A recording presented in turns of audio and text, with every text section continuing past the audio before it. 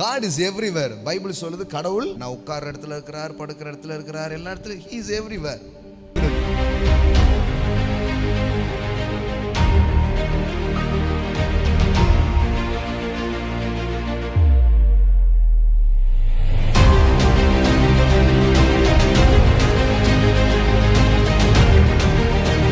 கீழ்ப்படுகிறவனுக்கும் கீழ்ப்படியாதவனுக்கும் வித்தியாசம் இருக்கு. ஆமென். கொடுக்கிறவனுக்கும் கொடுக்காதவனுக்கும் வித்தியாசம் இருக்கு. ஜெபிக்கிறவனுக்கும் ஜெபிக்காதவனுக்கும் வித்தியாசம் இருக்கு. கடவுள் எனக்கு பண்ணலையே, ஏன் என் வாழ்க்கையில் சில காரியங்கள் நடக்க மாட்டேங்குது, ஏன் நான் மிஸ் பண்ணுறேன், கேளுங்க, அதை தேடுங்க, அதை கண்டுபிடிங்க. பைபிளில் 2 வார்த்தை இருக்கு. நான் வாலிப நாட்களில் படிக்கும்போது எனக்கு அது புரியல. God is everywhere. பைபிள் சொல்லுது கடவுள் எல்லா இடத்துலையும் இருக்கிறார். நான் உட்கார்ற இடத்துல இருக்கிறார், படுக்கிற இடத்துல இருக்கிறார், எல்லா இடத்துலையும் he is everywhere. அப்போ நான் சொன்னேன், அவர் எல்லா இடத்துலையும் இருக்கிறாரே, சூப்பர்ல, அப்படி யோசித்தேன். அப்புறம் பைபிள் போகிறது பைபிளில் சொல்லியிருக்குது, அவரை தேடுறவங்களுக்கு அவர் தன்னை வெளிப்படுத்துகிறாரு.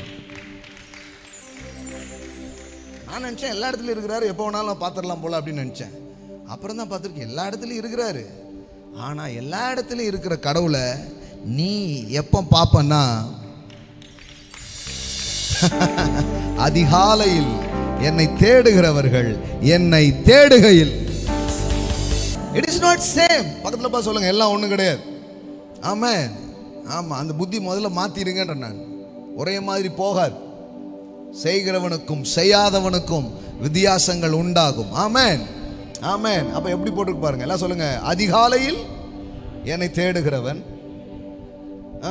அதிகாலையில் என்னை தேடுகிறவர்கள் என்னை. நான் எந்த ஆவிக்குரிய அனுபவமே எனக்கு இல்லைங்க. ஏன் இல்லை? நான் உங்களுக்கு மட்டும் ஸ்கிரீனை போட்டு மறைச்சி வச்சிருக்காரா? உங்களுக்கு தேடலே கிடையாது. நீ அந்த அன்னைக்கு சோத்தை திண்டு ஆன்னு படுத்துடுறது, காலில் எஞ்சு ஆன்னு போகிறது அப்படின்னு இருக்கும். தேவனுக்கான எந்த ஒரு காரியத்தையும் நீங்கள் பார்க்க போகிறதே கிடையாது. ஆனால் அவர் இருக்கிறாரா? அவர் இருக்கிறார். அவர் இருக்கிறாரு. அவர் இல்லாத இடம் எங்கே இருக்குது?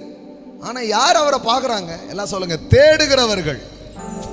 அதிகாலைன்னா அதுக்காக 3 மணிக்கு எஞ்சி மூஞ்ச கழுவி இப்படியே உட்காந்துருக்கணும் போல அப்படின்னு நினைக்காதீங்க. அது என்ன சொல்ல வருதுன்னா, அந்த ஒரு தீவிரம், தேவனை தேடுறதுல ஒரு முதன்மை, ஒரு தீவிரத்தை அது காட்டுது. சில பேர் இதுக்காக என்ன பண்ணிடுறாங்கன்னா 3 மணிக்கு எஞ்சிடுறாங்க. ஏன்னா சில சொல்லிடுறாங்க 3 மணிக்கு ஒரு பெரிய பவர் இருக்குது அப்படின்றதாங்க எங்கே பார்த்தாலும். அதனால் 3 மணிக்கு, நம்ம ஊரில் 3 மணினா அமெரிக்காவில் வேற டைம் எது தெரியுமா உங்களுக்கு? பரலோகம் எந்த 3 மணியை இப்போ எடுத்துப்பாங்கன்னு சொல்லுங்கள்.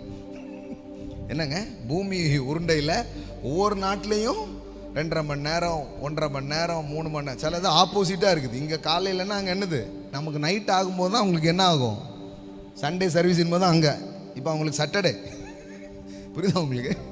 அப்போ எப்படி கணக்கு எடுத்துக்கிறது? அதிகாலைன்னா அந்த அதிகாலை கிடையாது, அது நல்லது. காலையிலே ஜெபம் பண்ணுறீங்கன்னா அது நல்லது. ஏன்னா சிலர் அதில் ப்ரெஷரை போட்டுருவாங்க. ப்ரெஷர் அதில் போடாதீங்க. தேடுகிறவர்கள் மிட் நைட்டா தேடு. ஆமென். காலையா உங்களுக்கு என்ன? ஆனா தேடுறவனுக்கும் தேடாதவங்களுக்கும் வித்தியாசம் இருக்கு. கண்டிப்பா இருக்கு. It is not same. It is not same.